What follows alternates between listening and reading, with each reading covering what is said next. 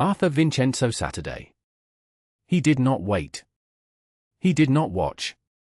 He simply occupied space, and the world arranged itself around him.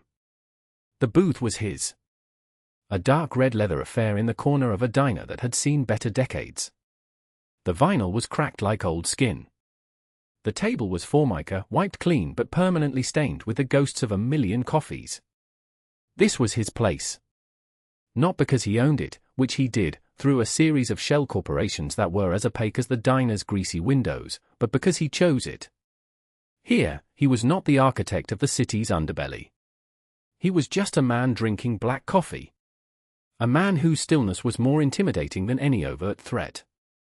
His two men, Marco and Leo, stood by the entrance. Not the young, eager kind. These were men who had aged with him, their faces maps of hard roads and closed doors.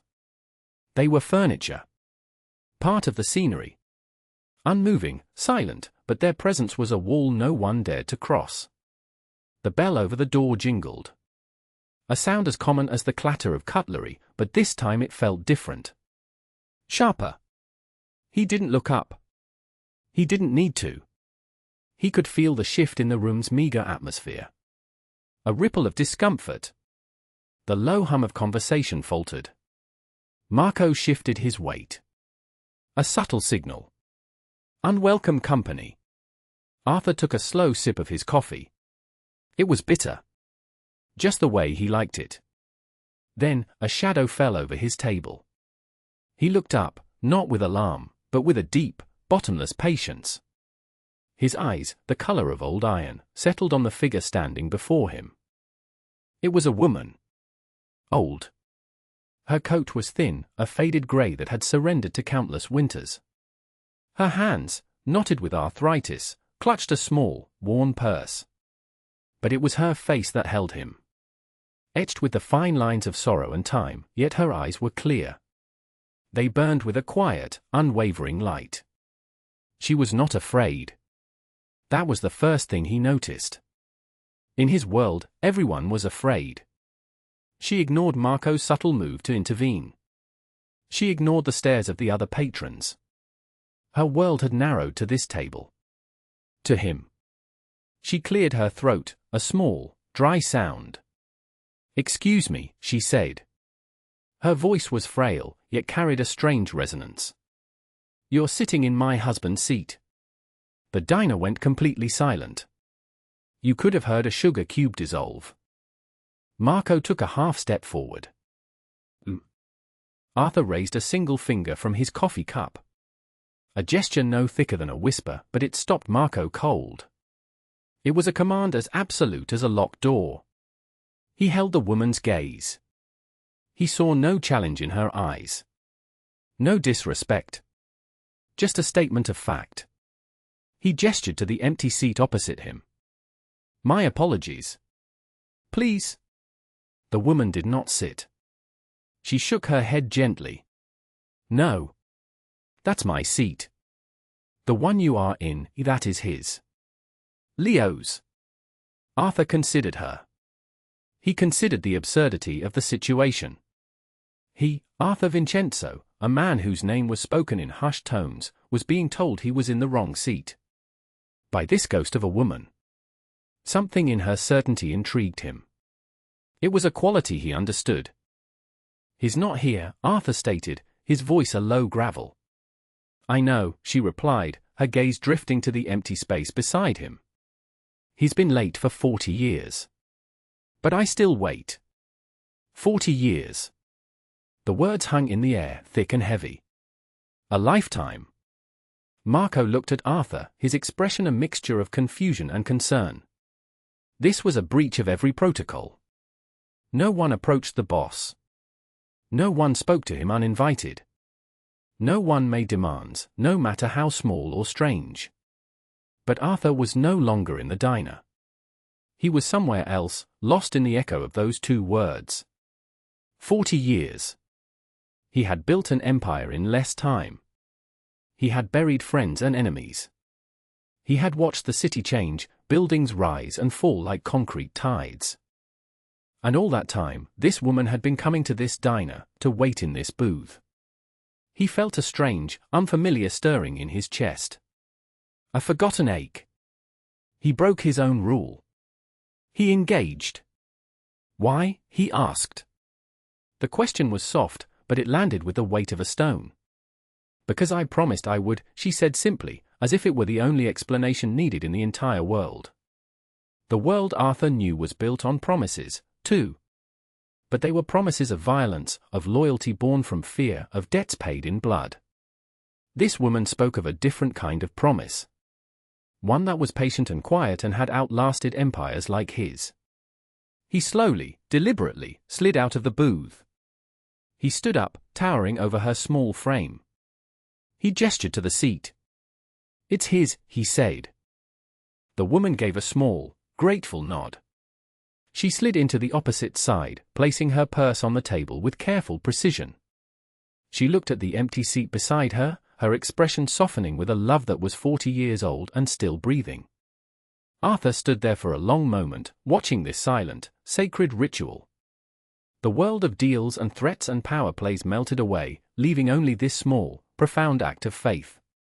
He knew this was not the end of it. This woman, this story, had hooked into him, a line cast across for decades to land right at his feet. Stay with me until the end, because what happens next is a testament to the fact that even in the darkest corners of the world, a single promise can ignite a light that time itself cannot extinguish. It will make you question everything you think you know about good men and bad men, and the fine, blurred line that separates them. If you believe in the power of a promise, like this video. For more stories that find hope in unexpected places, hit that subscribe button. And I'd love to know where you're watching from, so drop a comment below and tell me what city, what country you're in. It's incredible to see how far these stories travel. Now, let's get back to it. Arthur did not return to his men. He walked to a small table a few feet away, one that gave him a clear view of the woman in the booth. He sat down. Marco, ever vigilant, moved to stand behind him, a silent guardian. "Coffee," Arthur said, without looking at him. Marco nodded to the nervous waitress, who scurried over with a fresh pot. Arthur watched the woman. She didn't order anything. She just sat there, occasionally glancing at the empty seat beside her, a faint, sad smile playing on her lips. She was in a world of her own, a world populated by one. A memory. Who was Arthur Vincenzo? To the city, he was a phantom. A name in the paper attached to businesses that were always legitimate on the surface. A name whispered by politicians who needed favors and by police captains who knew which blocks to avoid after dark. He was a relic from an older time, a man who believed in honor among thieves, a concept as outdated as the diner he sat in. His empire was built on a simple foundation: his word was law. If Arthur Vincenzo gave you his word, it was as good as gold, or as good as a gravestone. It depended entirely on which side of it you were on. He was ruthless, yes. He had done things that would make a lesser man's soul curdle. He had removed obstacles with the cold, detached efficiency of a surgeon. Business was business.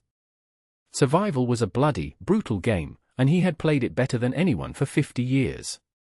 But beneath the layers of concrete and steel he had built around his heart, there was a foundation of his own. A memory. A promise. Her name was Isabella.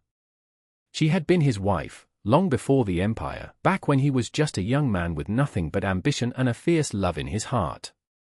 She was the light to his shadow, the softness that tempered his hard edges. She had believed in the good man he could be, not the powerful man he would become. She had gotten sick. A sickness that stole the light from her eyes and the breath from her lungs. He had all the money in the world, but it couldn't buy a single extra heartbeat. On her last day, in a sterile white hospital room that smelled of antiseptic and despair, he had held her frail hand. "Promise me, Arturo," she had whispered, her voice a thread. "Promise me you'll live a good life. Find the light." He had promised. "I will always protect you. I will always find the light," he'd sworn. She had died an hour later. And with her, the light had gone out. He had kept one half of his promise. He had protected her memory, her name, with a ferocity that was legendary. But the other half, the good life, that had been buried with her. He had mistaken power for strength, and control for safety. He had built a fortress of darkness and called it a life. Now, watching this woman, Ilara, as he would soon learn her name was, he saw a different kind of promise. One that hadn't been broken. One that had been nurtured in the dark for 40 years, and still shone with a stubborn, heartbreaking light. He waited. He watched her for nearly an hour. She did not move. She simply existed in her vigil. Finally, he stood up and walked back to her booth. He did not sit in Leo's seat. He stood, respectful. "My name is Arthur," he said. She finally looked at him, her eyes refocusing from the past to the present. "Ilara," she said. "Ilara," he repeated, the name feeling foreign and soft on his tongue. "You have been coming here for a long time." "Every day," she confirmed. "At 3 o'clock. This was our time. Our booth." "Tell me about him," Arthur said. It was not a request. It was an invitation. A door opening. Ilara hesitated for a moment, studying his face. She saw the hard lines, the cold eyes, the aura of danger that clung to him like a shroud. But she must have seen something else, too. A flicker of something that was not cold. A crack in the stone. And so, she told him. Her voice, at first quiet and hesitant, grew stronger as she spoke of Leo.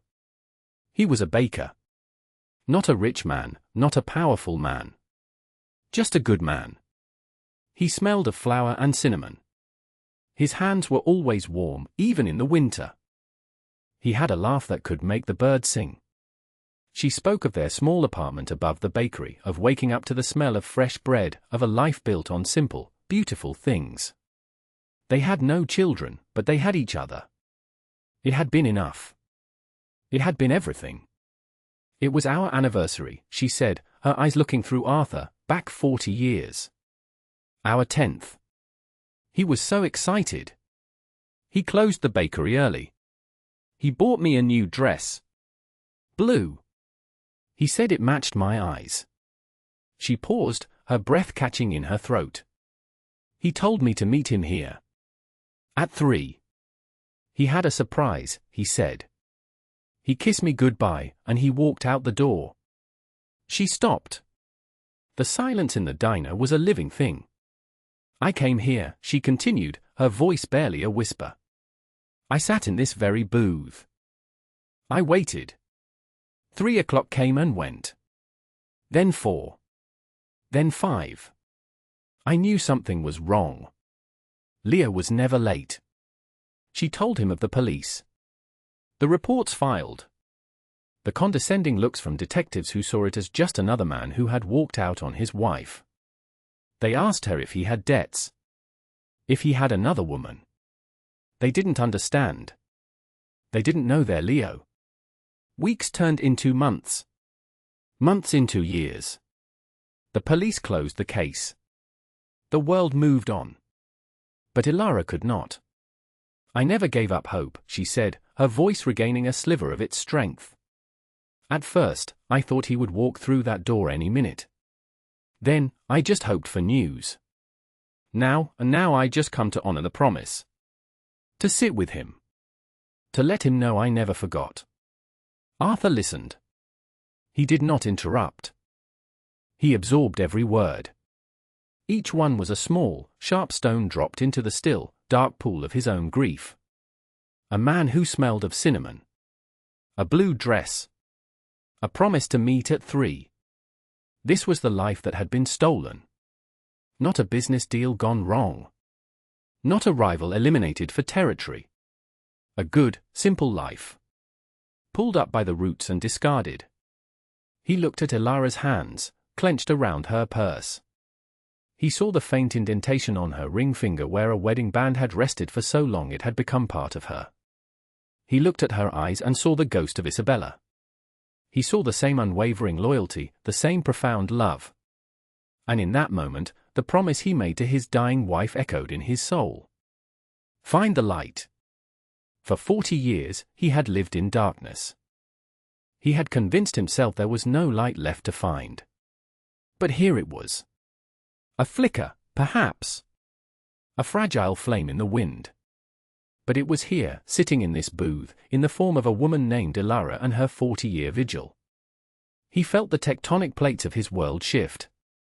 The rules he had lived by, the code that had defined him, suddenly seemed small and insignificant next to this.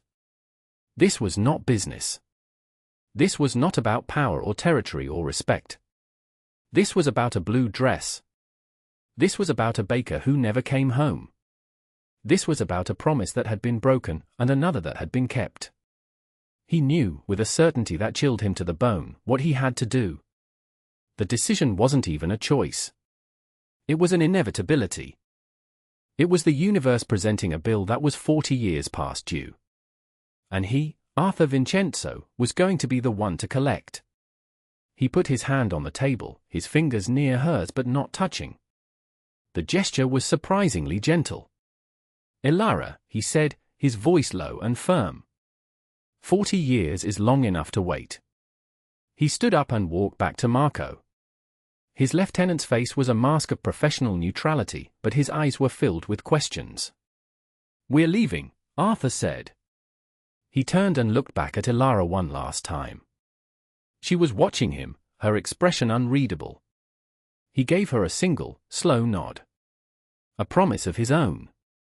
As they walked out of the diner into the cold afternoon air, Marco finally spoke. Boss? What was that? Arthur stopped on the sidewalk.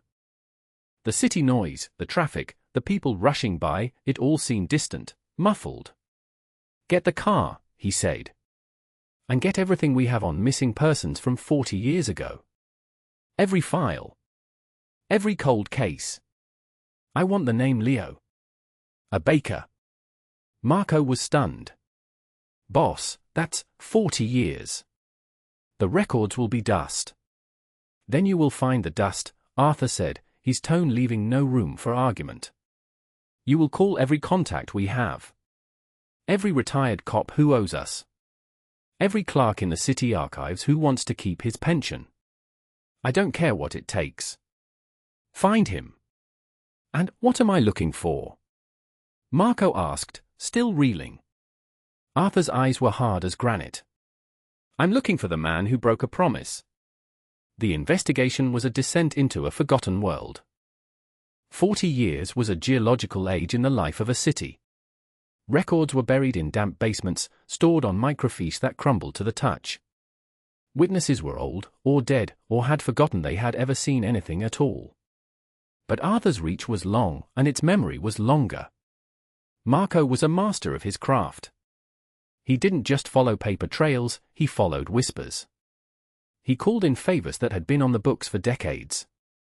He visited nursing homes, speaking to retired detectives who remembered the time, if not the specific case.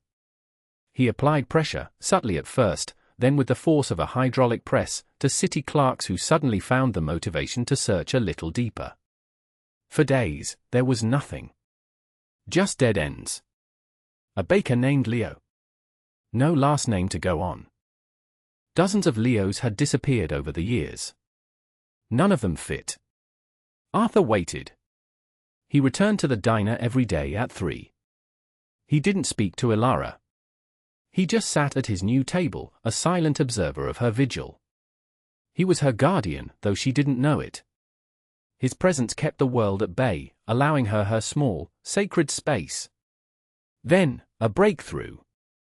A retired beat cop, a man whose gambling debts Arthur had quietly erased 30 years prior, remembered something. Not a missing baker, but a disturbance. An argument outside a construction site. It was late. He'd been called to check it out but found nothing. The foreman had been a young, ambitious hothead. Name of Silvio Bellini. The cop had always felt something was off about it. The date matched. The neighborhood was right. It was a thread. A thin one, but Marco pulled. Silvio Bellini. The name was familiar. Now, he was Silvio Bellini, the real estate magnate. A legitimate businessman. His face was on the cover of magazines. He built gleaming towers of glass and steel where old neighborhoods used to be. He was new money, slick and arrogant, a man who thought he had scrubbed his past clean. But no past is ever truly clean. There are always stains. Marco dug deeper. He found old building permits. The construction site the old cop mentioned was Bellini's first major project. The foundation had been poured the day after Leo the baker disappeared. And then, the final piece. Marco found an old woman who used to live next to the bakery. She remembered Leo. She remembered he had been complaining about the construction. About the noise, the dust. And about seeing things he shouldn't have seen late at night. Shady men coming and going. He had told her he was going to report it. He never got the chance. Marco laid it all out for Arthur in the back room of a quiet Italian restaurant. The evidence was circumstantial, a ghost story built on whispers and coincidence. It would never hold up in court. But Arthur wasn't a lawyer. He was a judge. Bellini, Arthur said, the name tasting like ash in his mouth. I know him. He tried to buy the waterfront properties from me 5 years ago. Arrogant. No respect. What's the plan, boss? Marco asked. Arthur was silent for a long time, staring at the file. He wasn't seeing building permits or police reports. He was seeing a blue dress hanging in a closet, waiting for a dance that would never happen. He was smelling cinnamon and flour. There is no plan, Arthur said softly. This is not a negotiation. This is a reckoning. He looked at Marco. We are going to pay Mr. Bellini a visit. Right now. Silvio Bellini's office was on the top floor of the tallest building he owned. It was a monument to ego. Floor-to-ceiling windows offered a panoramic view of the city Arthur considered his own. The furniture was minimalist and expensive. The art on the walls was abstract and meaningless. It was a cold, sterile space. A space without a soul. Bellini was on the phone, laughing, when Arthur and Marco walked in. His secretary, a young woman with a terrified look in her eyes, had tried to stop them, but it was like trying to stop the tide. Marco had simply looked at her, and she had frozen. Bellini's laughter died in his throat when he saw them. He dropped the phone into its cradle. The color drained from his perfectly tanned face.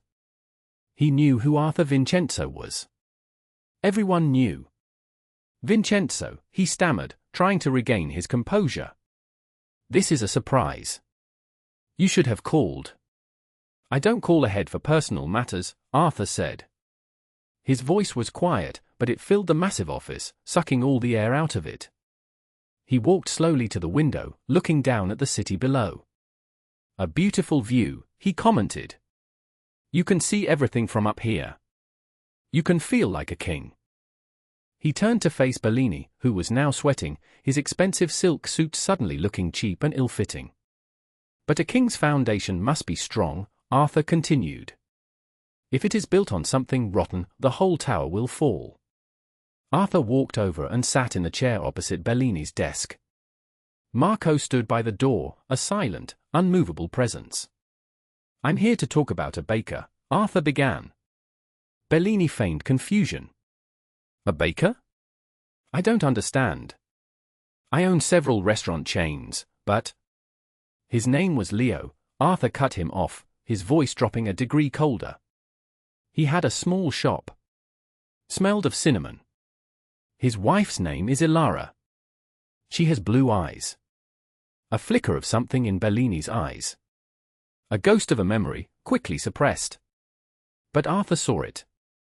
This was 40 years ago, Arthur went on, his voice a slow, rhythmic drumbeat.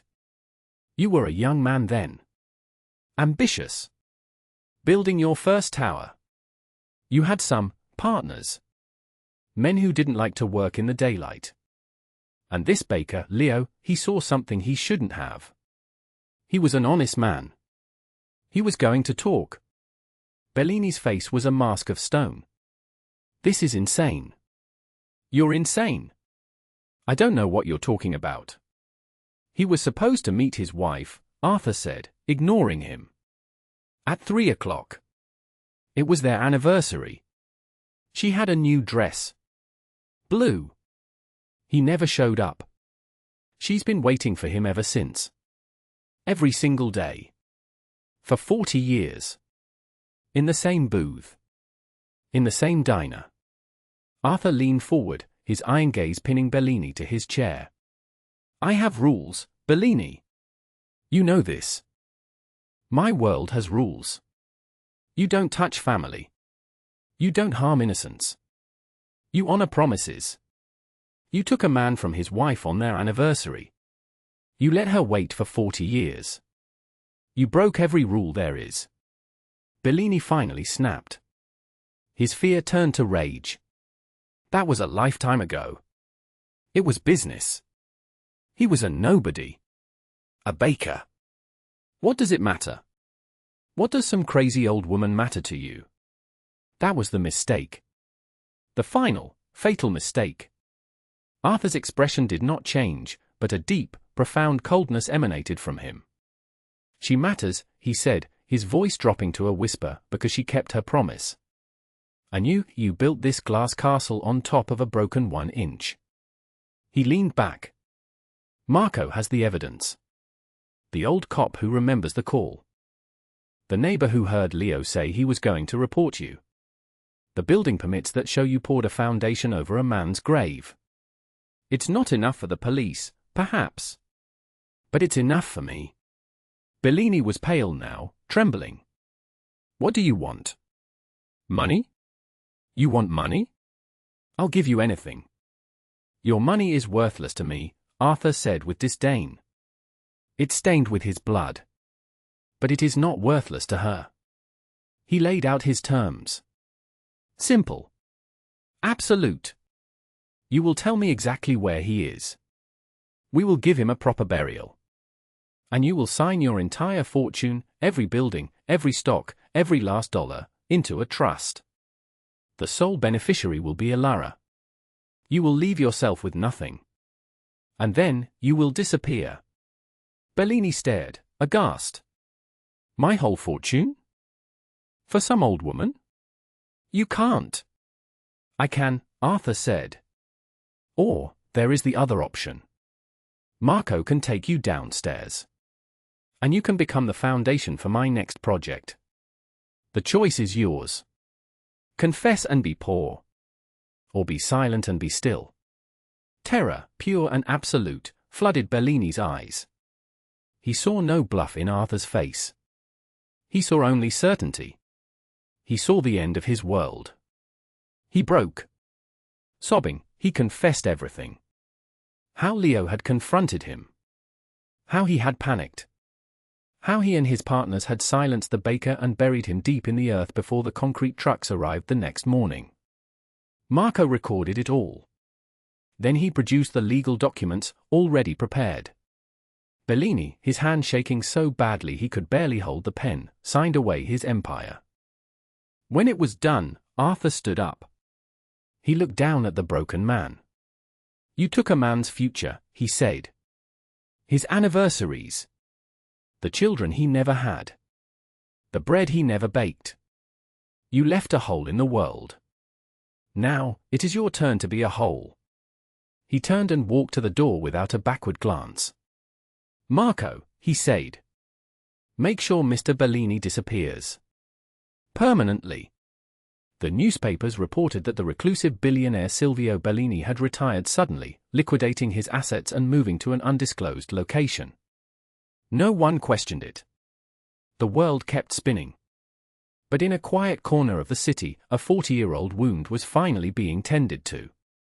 Following Bellini's confession, Arthur's men worked through the night.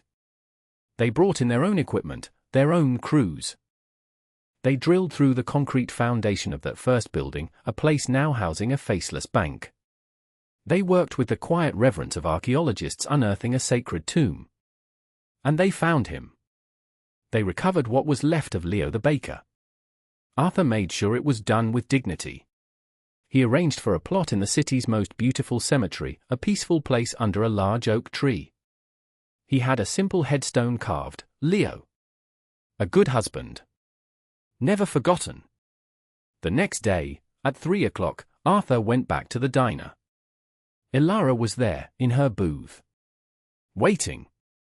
He slid into the seat opposite her, the one she always kept for herself.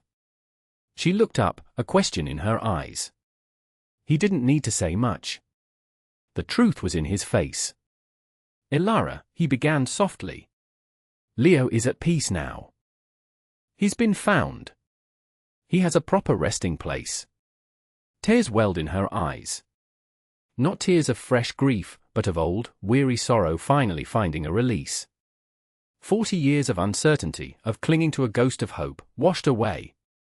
Where? She whispered. He told her. He described the quiet hill, the oak tree. He told her that he was sorry it took so long for someone to listen. He had fulfilled the promise she couldn't. He had brought her husband home. She wept silently for a few moments. Arthur sat in silence, giving her the space for a grief that was for decades in the making. When her tears subsided, she reached into her worn purse. She pulled out a small, crumpled envelope. She pushed it across the table toward him. This is for you, she said, her voice thick with emotion. It's not much. But it's all I have. For your trouble. Arthur looked at the envelope. He knew it contained her life savings. A few $100, maybe 1,000, saved over years of solitary living. He gently pushed the envelope back toward her. No, Elara, he said. You don't owe me anything. In fact, I am the one in your debt. She looked confused. My debt? How? You gave me something that can't be bought, he explained, his voice low and sincere. You reminded me of what a real promise looks like. That is worth more than all the money in this city. She studied his face, this strange, dangerous man who spoke of promises and had shown her a kindness the world had denied her for so long. Who are you? She asked, the question filled with genuine wonder. Are you a good man, Mr. Vincenzo? Arthur looked away, his gaze falling on the empty seat beside her. Leo's seat. For a moment, he thought of Isabella, of the promise he had made to her. Find the light. He looked back at Elara, a profound sadness in his eyes. I am what I need to be, he answered, the words heavy with a lifetime of compromise and regret. Most days, that is not a good man. But today, thanks to you and Leo, I got to be. He reached into his own pocket and pulled out a simple, stark white card. It had nothing on it but a single phone number. He placed it on the table. You will never have to worry about anything again, Elara, he told her. Your finances are taken care of. For the rest of your life. If you ever need anything, anything at all, you call this number. You are under my protection. That is my promise to you. She picked up the card, her fingers trembling slightly. She looked from the card to his face, and for the first time in a very long time, a genuine smile touched her lips. It was a smile of peace. Of closure. A new chapter had begun. A quiet one. Years passed. Elara lived out the rest of her days in quiet comfort. The trust fund Arthur had created from Bellini's fortune was vast, but she used very little of it. She stayed in her small apartment. Her needs were simple. She continued to visit the diner every day at 3. But her vigil was different now. It was no longer a desperate wait, but a peaceful communion. She would sit in her booth, a cup of tea in her hands, and smile at the empty seat beside her, as if sharing a quiet joke with a loved one. She also visited the cemetery, laying a single white flower on Leo's grave each week. The weight of 40 years had been lifted from her shoulders. The city saw her not as the crazy woman who waited, but as a symbol of unending love. Arthur watched from a distance, through Marco's quiet reports. He never spoke to her again. His part in her story was over. He had opened the door for her, she had to walk through it alone. She passed away peacefully in her sleep 5 years after Leo was found. She was buried beside him, under the shade of the great oak tree. Their story, finally, was complete. Arthur Vincenzo continued to rule his world. He was still a man of fear and power, a creature of the shadows. On the surface, nothing had changed. But something had. In his vast, ornate office, a room filled with symbols of his strength and dominance, there was a new addition. On the corner of his massive mahogany desk, next to a picture of his beloved Isabella, sat a small, silver frame. It held a faded black and white photograph. It was of a young, smiling couple, squinting in the sun. A baker with flour on his cheek, and a beautiful woman with blue eyes, her head resting on his shoulder. It was a photo Marco had found amongst the few personal effects recovered with Leo. Sometimes, late at night, when the city was quiet and the weight of his life pressed down on him, Arthur would look at that photograph. He would look at Alara and Leo, and then at Isabella. He had not been able to save his wife. He had not been able to stop the darkness from taking her. But for one brief, shining moment, he had been able to hold it back for someone else. He had found the light, just as he had promised. It wasn't in a church or in a good deed. It was in a 40-year-old promise, kept by a woman in a faded grey coat. True strength, he had learned, is not measured by the empires we build or the fear we command. It is measured by the promises we keep. It is found in the quiet courage to protect the vulnerable, to seek justice for the forgotten, and to honor the memory of a love that even time itself could not erase. For in a world full of broken vows and forgotten loyalties, the greatest power of all is the simple, unwavering act of remembering. And sometimes, it takes a bad man to deliver the justice that good men no longer can.